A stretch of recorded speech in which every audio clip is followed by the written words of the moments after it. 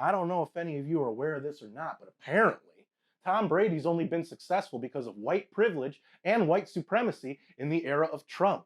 Didn't you know that? Now, I didn't. I actually thought Brady was successful because he's won 6 Super Bowl rings, owns countless records, and works hard to continue to do what very few other high-level athletes have done into their 40s. But stupid me, a University of Rhode Island professor says Brady is an, quote, omnipotent white male who unabashedly embraces the idyllic life that his wealth and white manliness provide, unquote. Shut up, nerd.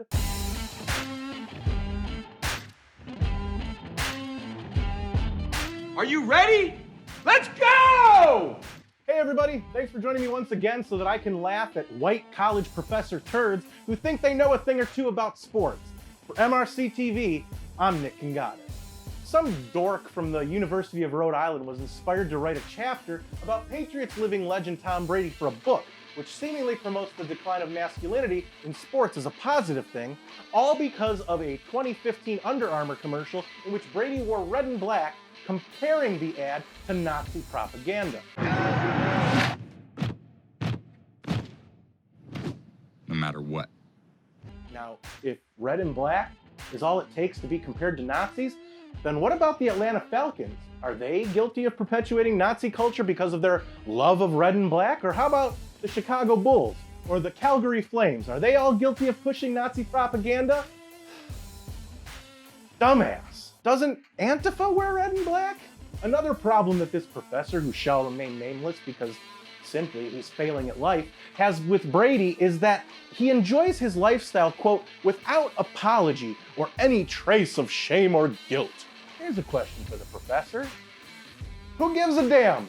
Why does he need to apologize for living what so many woke individuals call his best life? Our professor also has a problem with Brady because he thinks part of his success can be attributed to Trump being elected as a post-Obama era racist reaction. What the hell is this guy talking about?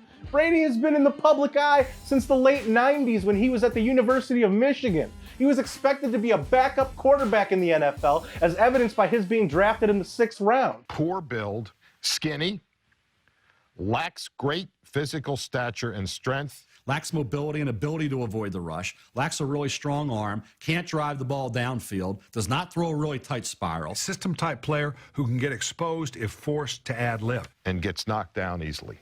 That kind of gets me fired up because I'm thinking, what the hell do these people know? 6th round quarterbacks aren't supposed to accomplish a fraction of what Brady has. So I'm not sure how his success has anything to do with being a reaction to a half-black guy being president for 8 years. Shit.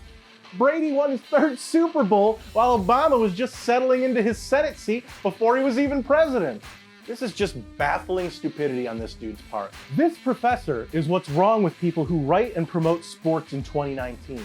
The professor's university bio claims his areas of expertise are in, quote, athletics, kinesiology, politics, services, whatever the hell that means, and social and gender issues in sports, unquote.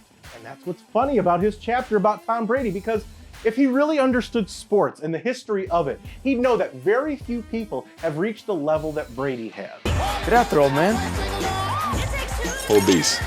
As a matter of fact, with Brady continuing to excel at the age of 42, I'd wager to say Brady is accomplishing things we've never seen being accomplished in sports, save for a few exceptions that you can count on one hand. And that pains me to say, considering Brady is a Michigan guy and I, clearly, am a Notre Dame fan. The professor also intimated that because Brady plays a sport that is comprised of 67% black players, that Brady should be hanging out with 67% black people at all times, and that his outing at the Kentucky Derby, where most of the people he was with were white, just speaks to the, quote, racial company he chooses to keep, unquote. Holy conspiracy, Batman. You ever wonder why, when anyone right of center says anything leftists disagree with, it's considered a conspiracy theory, but when a leftist spouts a clear as day conspiracy theory, it's pushed as if it were a foregone conclusion? And hasn't Brady been married to a pretty famous Brazilian for years? I know. Must have been his white privilege that attracted Giselle to him. Maybe I'm the ass. But I'd like to think that those of us who grew up loving sports and participating in sports never saw their teammates by color, but simply as their teammates. In my younger days, I was a pitcher on multiple levels of baseball. Not once did I think about a teammate's skin color. My prevailing thought was, can they play defense? Or will my team hit enough to give me the run support we need to win the game? It was never, man, I could really use more white people out here so that we can be successful. People like this professor are clowns, living in a clown world, writing clown pieces for clowns that like to read conspiracy theories written by other clowns. I'm a dude playing a dude disguised as another dude. What? The bottom line, folks, is that Tom Brady has simply worked harder than the next guy for over 20 years because he's played and continues to play with a chip on his shoulder. Brady has a killer competitive instinct that beta males like the professor couldn't understand. A majority of the greats had that instinct, whether it's Brady or it was Michael Jordan or Pedro Martinez. They all had one thing in common, and it wasn't what anyone's color was. It was their desire to be the best. Closet racist professors who base everything on identity be damned. If you like this video, don't forget to share it. That's the best way to let us know that you want us to continue making videos like these.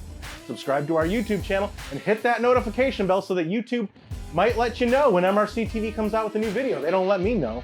Like us on Zuckerbook and follow us on Instaburg. For MRC-TV, I'm Nick Kangadis.